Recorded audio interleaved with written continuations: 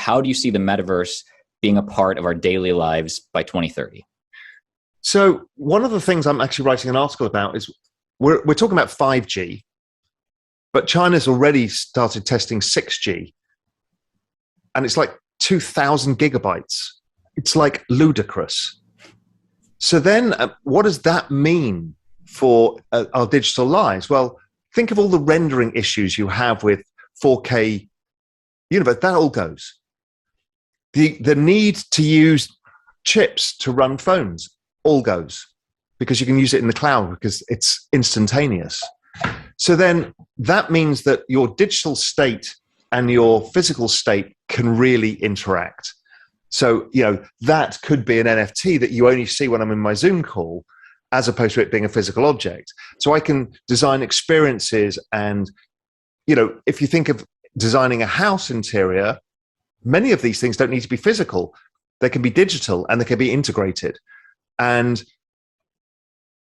just that ability, the ability to, right now, you can't get maybe more than a couple of hundred people in any digital experience at any one time. So even in Fortnite and stuff, if you have a concert, even though 22 million people turn up, there's actually about 200 physical avatars that you can interact with. Well, that all goes. So then you're physically interacting with everybody and anybody at scale. Okay, that becomes really interesting as well. What does that mean? How do we do that? Is that VR? Is it on a screen like this? Is it hologram?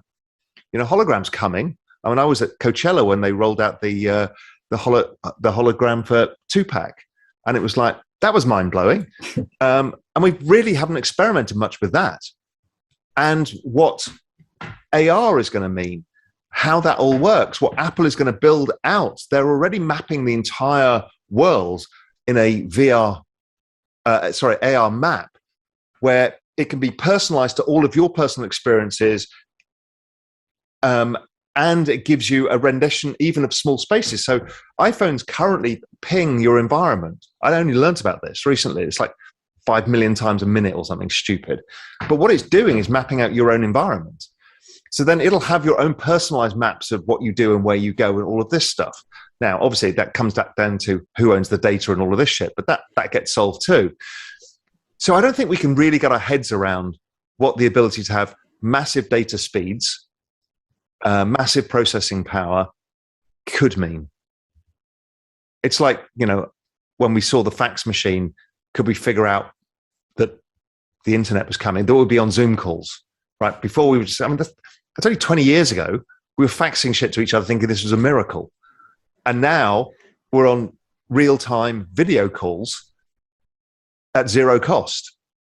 That's the other thing that digitalization does.